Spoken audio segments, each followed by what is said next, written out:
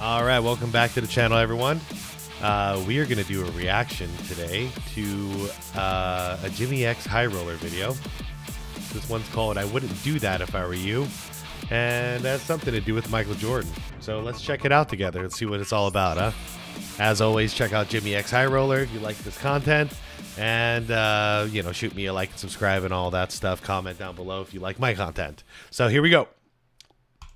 It's November 9th, 1995. The Chicago Bulls are facing the Cleveland Cavaliers just a few games into their historic 72-win season. It's the beginning of Michael Jordan's first full season back after his retirement in 1993, and the Air Jordan 11s were just released for the very first time. One of the most coveted basketball shoes ever made. To get your hands on a pair of 11s today, you'll have to pay a hefty price, anywhere from $300 to $500. It's crazy. I still have originals of this. Unfortunately, but not unfortunately, I did wear them in basketball games, but I only wore them indoors. Man, they're so freaking old, but my feet haven't grown since then. Size 13 and a half. Yeah, that's awesome. Those were the days, man.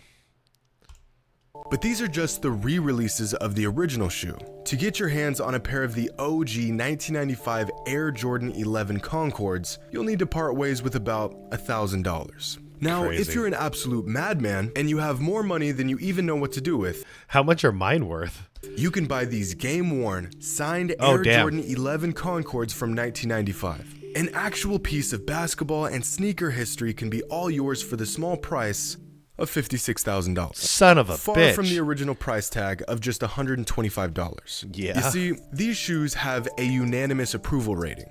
Everyone loves them. From Kobe Bryant to Luka Doncic to the shoe connoisseur himself, PJ Tucker. In every iteration and color, the 11s are on the Mount Rushmore of basketball kicks. From the baseball diamond to the football field to the golf course, these shoes have transcended basketball itself. But it goes even deeper than that. Even at the time, while Jordan was still in the league, winning championships, other NBA players were wearing this shoe. Even Michael Jordan's opponents were wearing the 11s, while guarding Michael himself. Everyone needed a pair of the Air Jordan 11s. Well, everyone except this guy. This ordinary, very much 90s looking basketball fan, sitting courtside at that Bulls-Cavaliers matchup in 1995. The singular individual on Earth that didn't like the 11s. In fact, this man disliked the shoes so much, he actually told Michael Jordan he didn't like them. What is this video? What the hell is this? And he did it right to his face. But let's back this up for a moment.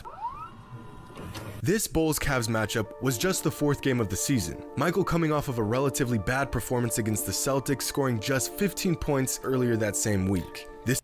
Well, straight off the bat, Jordan always got pumped up for when he went up against Cleveland, so he's already pumped up. Let's see how this goes. This is also his first week back on the court after losing to the Magic in the second round of the playoffs in the previous season. Yeah, that was a big mistake, Horace. But for a brief period, fans didn't know if they would ever see the Michael Jordan again, or just the baseball-playing, movie-making Michael Jordan. Just the idea of a watered-down MJ was a dream come true for most of the league, especially for Cavaliers fans. Unfortunately for these fans, and this man in particular, this dream quickly became a nightmare. Now, the Cavaliers-Bulls rivalry wasn't really much of a rivalry at all. You guys remember Mark Price? One of the top point guards out there. Leading up to the 1995 season, the Cavaliers hadn't beaten Michael in 2 years. At this point, the people of Cleveland were just happy Jordan was in town, except in their previous matchup. The Cavaliers lead by 1, and Chicago trying to figure out a way to get the ball in the hands of Michael Jordan. I don't know why Chris Mills is even up on Scottie Pippen, although the inbound passer is very dangerous. He should be off in a passing lane somewhere where Michael Jordan's going to go. Next foul will put the Cavs over the number. Here is Jordan with Oh, man. It does not happen here this afternoon. Oh, yeah. That's 45, Jordan. A 1-point victory for the Cavs coming at the hands of a rare missed potential game winner from Michael himself. Especially against Cleveland. He's got so many game winners against Cleveland. It's poor Cavs fans. Outside of that 1 year with LeBron. Poor guys. What am I talking about? I'm a freaking Suns fan. We've won nothing. Ever. Cavs fans were shocked and beaming with newfound confidence, which leads us to this eventful matchup in November of '95. This game was set to be a good one. Jordan prepared to redeem himself of the missed game winner and bury the Cavs once again. The Cavaliers prepared to do everything in their power to stop him. In the NBA, and Michael Jordan, everybody talks about, yeah, he's bigger. He played basketball all summer long with Chris Mills out in a special gym that they built for him out on the set in Hollywood, California. So Jordan's committed this year, and that's probably not good news for the rest. You know, I got to find some video footage of that era, because that whole offseason, yeah, he was recording Space Jam, but one of the stipulations was he had them build him a makeshift gym. So he's lifting weights constantly, and like he literally he was playing pickup basketball against NBA players like pretty much the entire time while they were shooting. So he invited any NBA player to come out and play pickup basketball. And I saw some footage a while back. I mean, you got like Reggie Miller, and Barkley was out there, Patrick Ewing, like a lot of the greats were out there just scrimmaging against him, playing 5-on-5 basketball. That'll be something cool to check out for any of you guys who haven't seen it. Check it out on YouTube. It's really cool to see, man. The NBA triangle offense going to work from Chicago right away. Jordan's going to lift. He swooped it to the hoop of the left hand. Bad pass. Just lost it. Jordan threw a no-look to him over his head. That's one reason why still shaking off that dust. Everybody thinks they got a chance to take it again. Out here as an official. Michael Jordan. Ooh, flat, man. The shot is flat at this point. Cage. Jordan with an open look at it, had it rattle on him. Michael now just 3 of 10. That ain't gonna last long. Jordan shooting pull-up threes like Jordan he was out of his game. And then hung, and Wennington couldn't handle it. Now, how many times have we seen that through the course of Chicago Bull history with Jordan's teammates not being able to deal with his dishes? With over half the game played and just reminds me of Eli Manning back in the day. Perfect passes right on the money, right in the chest, and drop. Just 5 minutes left in the third quarter, Michael is once again having a bad night against the Cavs. They're doubling him at every available opportunity, forcing him into bad jumpers. With just 17 minutes left in the game, Michael has just 11 points on 5 for 14 from the field. The Cavaliers are up by 3, on their way to their second straight win against the Bulls. Michael just wasn't feeling it, and the Cavs were well on their way to winning this game. Until he happened. After the half, Michael with another subpar performance unfolding, this Cavs fan begins to feel dangerous, a bit cocky. So he starts to do something that only a few men have dared to do. He talks trash to Michael Jordan. Remember those Concord 11s we spoke about? Yeah. The $56,000 pair of shoes? Well, these are those shoes. Oh, and this guy can't stand them so much that he went out of his way to say this.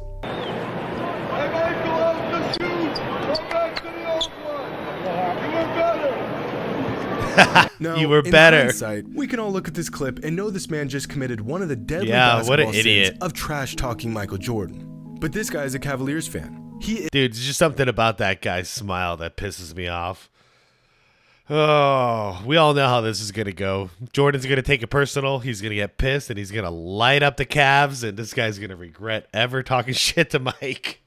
Every time, man. Is sick of Michael Jordan. Does he really hate the shoes? I mean, it's not like he couldn't afford them. The man is sitting courtside at an NBA game. Yeah, no kidding. Maybe he really is the only man alive who doesn't like the 11s. Or maybe, deep down, he's MJ's biggest fan, and he saw the opportunity to talk some smack to the GOAT, and he took it. Or he's just a hater. There was a lot of haters back then. Michael Jordan right there.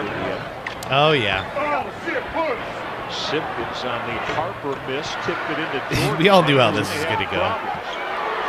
Jordan he's not looking so flat. A little bit tied. Not shooting flat anymore, man. Jordan again going tripling. Look out now. Buzzing threes in your face. That's right. They're forgetting about Michael. Rose up and missed the jumper. Hoop coach, another opportunity. Michael for 3. Count it. Nice little karate pose there. Reminds me of the Karate Kid Part 1. The crane kick, I believe is what it was called. In order for him to challenge Orlando, we saw what Indiana's benches are. And they're going to need him, too. Michael Jordan fading away and busting it, and then with a look at the Cavalier bench after. Quick side note. Any of you guys heard that there's a new Karate Kid movie coming out? And it's going to have Ralph Macchio and Jackie Chan in it.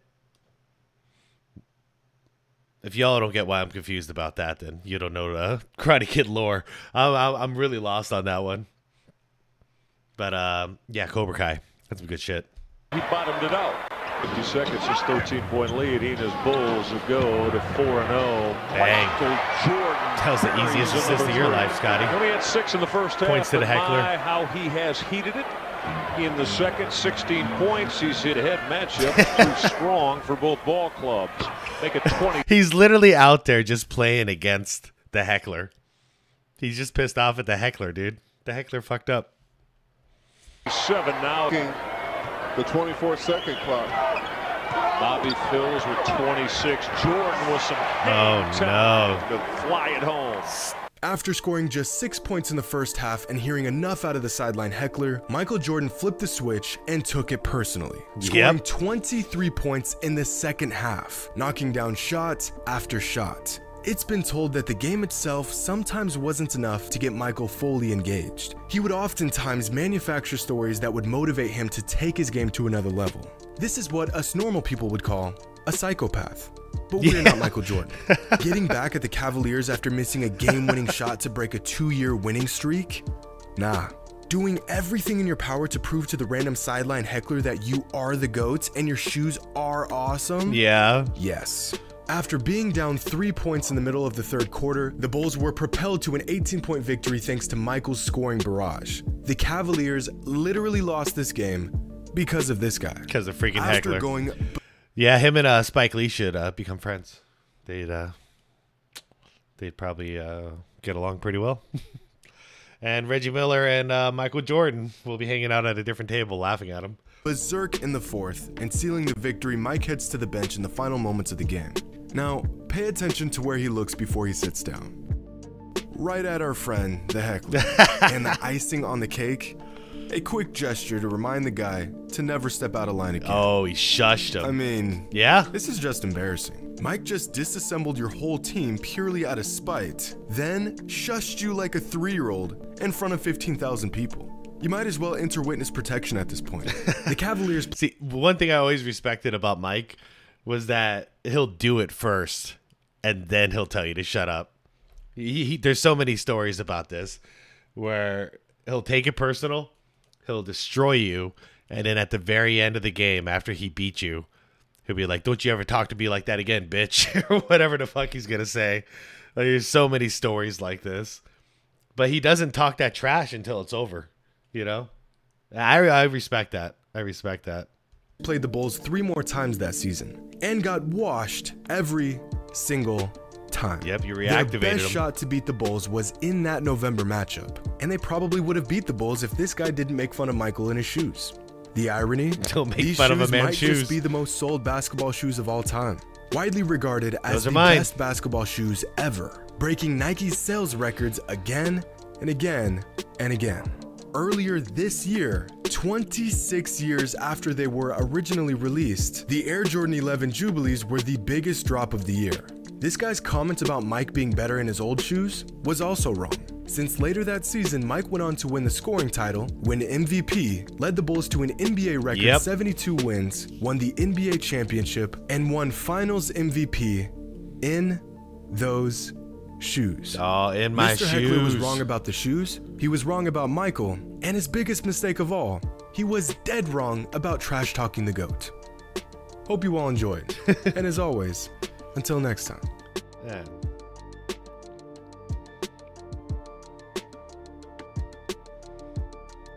Well, I had no idea what the heck that video was going to be about, and that was the last thing I expected, but that was pretty damn entertaining. At least for me. Hope you guys enjoyed it too. What can we talk about down below? First of all, I'm in the market for some new Jordans because I haven't bought a pair of Jordans since junior high, and that's when I bought those. But I'm not into like the super flashy shoes anymore. Those are a little too flashy to wear like day to day.